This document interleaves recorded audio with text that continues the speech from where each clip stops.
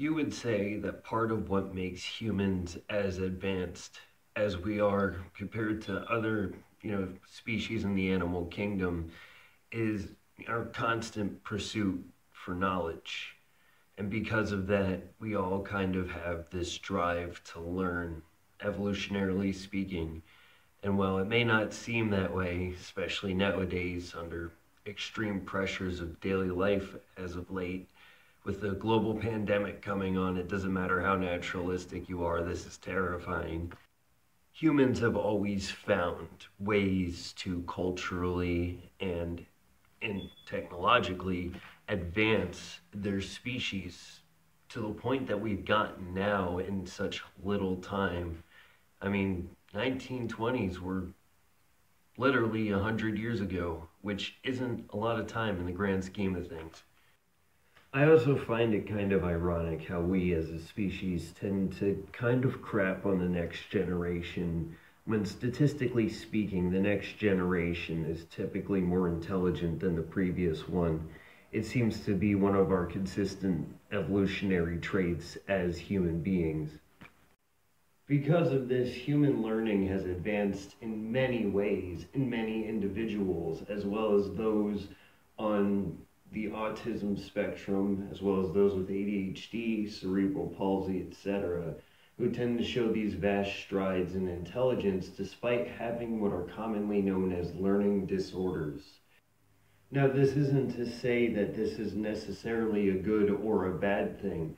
It just means that the individual learns differently to an extreme, and differently to the way most people would learn things, however. And just like all disorders, this can go one way or another. Some people have learning disorders that affect their ability to learn just about anything. And some people have kind of the enhanced learning, although it still deviates from the way most people will naturally learn. And because of this, they may find that they learn a little bit better, but they do so through different methods, so to speak.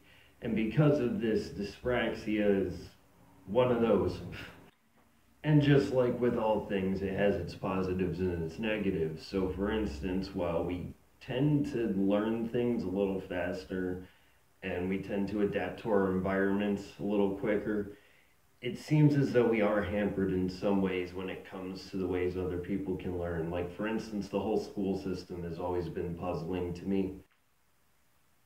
I've come to realize that school is just kind of like a public life simulator after like elementary school. Like in elementary school, you learn all the important stuff.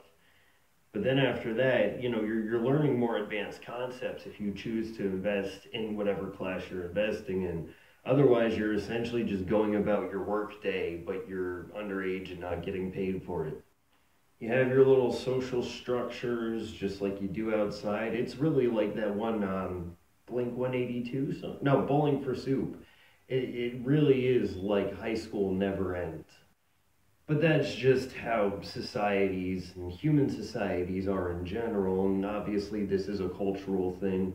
Different school systems kind of enforce different morals. And so then you have the whole private education system. But in the way of public education, a lot of what you're learning there, you're learning kind of subconsciously through developing your personality amongst your friend groups as well as your teachers, who are basically like your employers in this little mini life simulation. And you can always advance through the arbitrary way of going to class and passing all your tests, or you can advance in many different ways, just like you can in real life. You can learn to take the chill route like I always try to do. So a learning disorder in the context of the school system is essentially someone who learns differently than the other average classmates would learn. This is why such disorders are kind of harder to find in more rough urban school systems because of the lack of funds, at least here in the US. But this video isn't about school systems. This is about how we learn. I kind of went off on a tangent there. Thanks, Dyspraxia.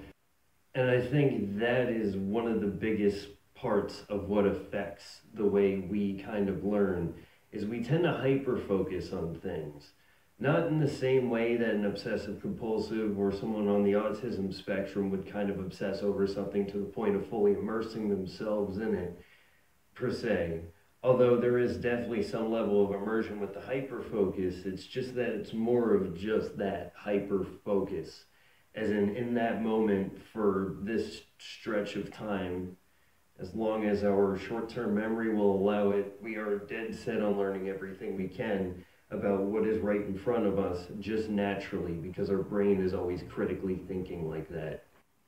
I'm going to link it up here, and I know some people watch this on mobile, so I think I'm going to start putting the references I use in the description as well, because I'm starting to feel bad about that. But I do have a video called Dyspraxic Intelligence, and that should tell you just about everything you need to know before going into this video. Not that it's a requirement, but it may help kind of put a lot of this into context. Well, when it comes to learning, I want to try to conceptualize this as best as I possibly can in as simple a way as possible so this video doesn't go on for an hour. So I'm just going to take learning and sort of apply it to a school system and kind of the school I grew up in. So if this sort of metaphor doesn't resonate with you, I apologize. This is just kind of how school was for me. And also keep in mind, I went to high school when we didn't have a computer in every classroom and there was no COVID-19 thing. So I honestly don't know what the school structure is like nowadays. But if you watch any like Saved by the Bell or any sitcom where there's a public school, I think you have a good idea of where I'm coming from. Just watch Saved by the Bell. It was a damn good show. So most people learn like this. This is a notebook. You learn something, you take note. You study it, try to remember it as much as possible. And if it sticks in your memory, there you go. Now you've got a skill.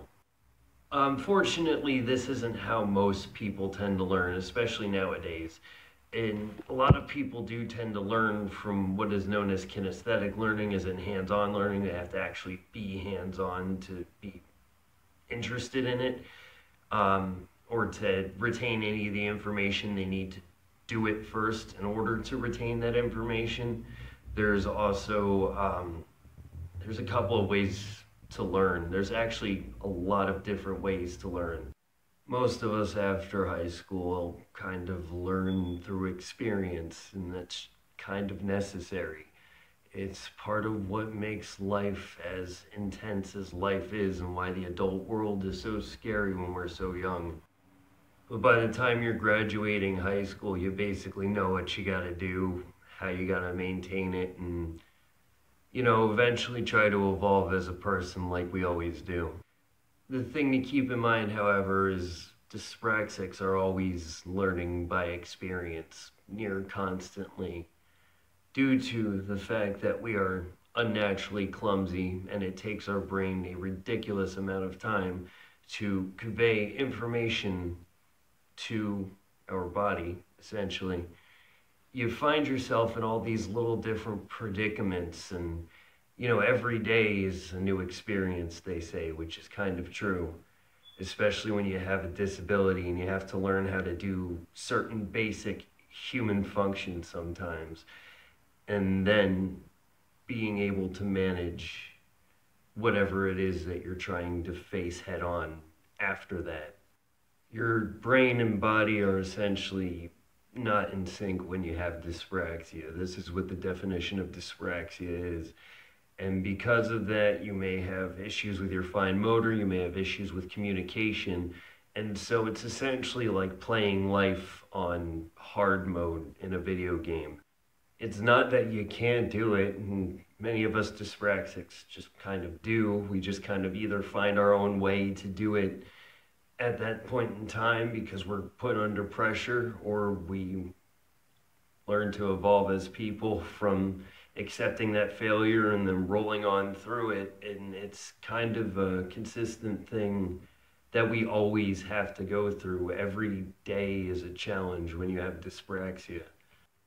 Now, I also find that with dyspraxia, because of how much fatigue we're constantly under and how much we have to work to just get through the day in general. We tend to allocate to tasks more prone to satisfying our immediate necessary need, similar to those with ADHD, but not quite. ADHD is comorbid with dyspraxia, and to some extent, that's why many dyspraxics tend to empathize with those who have ADHD. Although I think a large part of this is why we see so much comorbidity with dyspraxia and ADHD in many individuals. It's like an inherent impulsivity, but then in turn, that impulsivity usually leads us down paths that most people wouldn't get to begin with. And so we end up picking up just a lot more kind of critical information than we or anyone else would have anticipated would be necessary, because most people don't experience scenarios like that. There really is no correlation between criminality and those with ADHD and dyspraxia. So you kind of end up getting yourself into these sticky situations unintentionally, but you don't really have the impulse to take a criminal way out of it. So you just end up learning these intense, you know, lessons that life tends to teach you. See, due to the enhanced empathy, our morality tends to be through the roof, and most people tend to see us as universally good people because of our enhanced empathy. And empathy is a blessing and a curse, and something I mention in a lot of my videos. I really need to do a video on empathy. Because in turn, that empathy also leads to a lot of scenarios that you wouldn't quite find yourself in otherwise.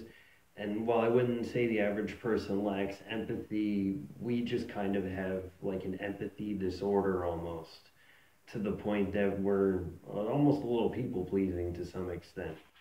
But like not to the level that we would be criticized for being people pleasers, if that makes sense. It's just kind of like this Mr. Rogers spectrum of individuality, if that makes sense. We're all basically modern day Mr. Rogers with crippling anxiety and depression sometimes. There's also the way our working memory is affected, which is a large part of why we can't retain information the same way most people do. Because our short term memory is significantly shorter, but in turn we have a longer long term memory, typically in most individuals. And I've actually made a video on this, which I'll link up there and down there. But because of the way our working memory is affected, we are kind of forced to learn, not like all people learn. Because we still have the drive to learn, we still have the need for evolutionary advancement as human beings, we just kind of have to take a different path that way. And this is part of what makes dyspraxia such a subtle disorder, is we kind of learn to adapt to our environment and be a somewhat quirky part of it, but not too quirky to be, a total standout for the most part, although some of us tend to do that too. We're like a natural part of the environment that just kind of brightens the day around us, if that makes sense. For the most part, unless you hit the anxiety or the depression, and I have videos on those too. But we're essentially always learning, which in turn leads to most people thinking we're ridiculously intelligent. You also have to keep in mind the social isolation that comes along with the intense anxiety, and also just the disability, part of our disability kind of makes it so we tend to be rather introverted. And when we're introverted, we're doing hobbies that kind of require staying inside. And especially during this COVID thing, many of us have taken to reading Wikipedia for fun. But I'm not just putting myself over. Anyone can read Wikipedia and kind of absorb that information. And as a collective, as a species, despite how emotionally driven we are to our cognitive biases and the way politics are, thanks to social media, we are still relatively intelligent human beings. And the fact that we've gotten to the point that we've created social media, something that very few other animals in the animal kingdom and even most species of plant have been able to do. We are an extremely advanced species, and as much as people want to hate on humanity lately, especially with the COVID and, you know, the George Floyd and all the politics and the fake news and all of this. You know, it's kind of intense and it's a lot to take in, but it's also important to keep in mind that many of these stories are isolated incidents.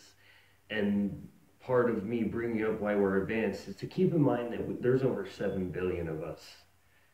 And while something terrible happens, and it seems like it happens a lot, you have to keep in mind that it's getting coverage and being seen by so many people who would never otherwise be affected by said thing.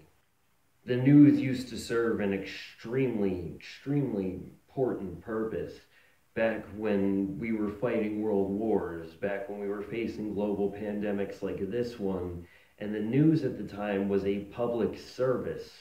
Therefore, they weren't kind of competing for clicks and views, and you know, they weren't for profit. There was no such thing as for profit news back in the day. But once big companies like CNN and Fox and everything started kind of spreading and building their news empires, news became a commercial, for profit kind of thing. And so you end up seeing what's going to get the most clicks, which may not be the most accurate because they have to be competing by the second. We're not living in the time of TV anymore where they have at least a window of time where they can try to gather information and build a proper story that is 100% fact based. Nowadays, news is what gets the most clicks within the shortest amount of time, regardless of how accurate it is or not. But they try to keep it relevant, and this is what's so scary because we're going through something where we need a legitimate news source, and there's so many sources out there, and most of them aren't reputable. You can't believe everything you see or read on the internet, I promise. And it's gotten to the point where these major news outlets, which at one point were a very necessary part of day-to-day life, are something you can't really fall back on and trust anymore. So just kind of take in the environment around you and enjoy yourself for a minute, because at the end of the day, there's only so much of that you can actually do something about too. Humanity is great, but are we infallible? Of course not. Are there people out there who do a lot more bad than good, subjectively and objectively? Sure. But at the same time, there's only so much you can do about it.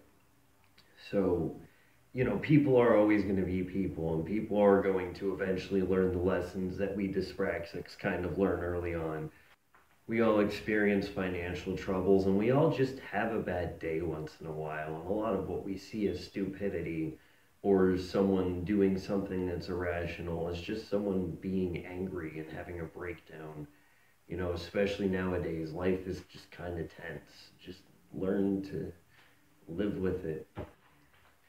You have so many more important things to deal with as an individual than to worry about everyone around you. Now, it's also important that you do keep your social circle relatively close to you and you do have that empathy for others. That's important too, because that's part of what keeps our societal bonds together that allow you to live as stable a life as you do. But if you try to extend that reach too far, you're only going to end up disappointing yourself and those around you. So stop. Stop being so concerned about things that don't have any direct control over you and your immediate friend group or family. Definitely family, because people take family extremely closely. And don't forget that every day is a learning experience. There's an old cliche that goes, you learn something new every day. And, well, that's true. There is absolutely nobody disputing that fact. So don't take this video to say that we're better learners than everyone, because honestly, I don't think anyone's better at learning than anyone else, to be honest. I just think that we have a different way of learning that makes people perceive us as more intelligent than we may be. As I said in that other video, you know, people are a lot more intelligent than they allow themselves to be. And with that deep message out of the way, let's get to a table update. So, I really like art that is also something you can use day to day. So as you can see, I've kind of stickered the tables, but I'm also actually using the table, which is cool. But anyway, yeah, I've gotten some stickers on the side. I got like a 200-piece sticker packet, and it had all these random stickers. Like there's a Yankees logo up there. I don't even really like the Yankees. I was using that to hold down a couple other stickers, but you got a whole bunch of just really random stickers, dude. So I covered the bottom of the table as well as these sides here. I didn't hit the legs yet, though. I feel like the legs are gonna need some like larger stickers. I'm gonna have to look for some like big skateboard stickers or something for those. Okay, so one of the most important pieces of advice I've ever gotten was from someone very close to me, and it was that sometimes you've got to be like other guys. So I'm going to be like other YouTubers and kind of promote my social media real quick for a minute. I know compared to most social media, and especially with how much of a global dominance YouTube has, 130 doesn't seem like a lot, but from one individual who works at a gas station and kind of does these little videos as a hobby on YouTube, 130 is a lot. It's a lot of people to know, pay attention to these videos. It's kind of jarring.